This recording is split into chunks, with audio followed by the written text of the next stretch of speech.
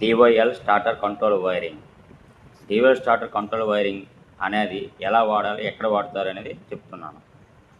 డివైఎల్ starter with start and stop push button normal diagram.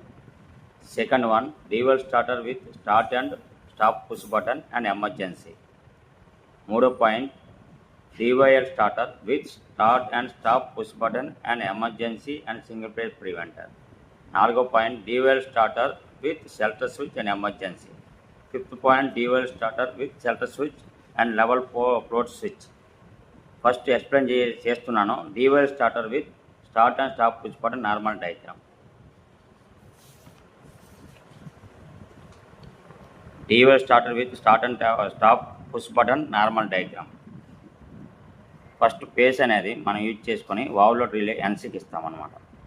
NC నుంచి push button ఎన్సీకి ఇస్తాము. ఇక్కడ నుంచి స్టార్ట్ పుష్ బటన్ ఎనోకి ఇచ్చి కాయిల్కి ఇస్తాం, కాంటాక్టర్ కాయిల్కి A1కి ఇస్తాము. నెక్స్ట్ ఎన్సీ పుష్ బటన్ నుంచి మెయిన్ కాంటాక్టర్ ఎనో నుంచి మళ్ళీ కాయిల్కి A1కి ఇస్తాము. A2 అనేది న్యూట్రల్కి కనెక్ట్ చేస్తాము. DOL starter with start and stop push button normal diagram completed.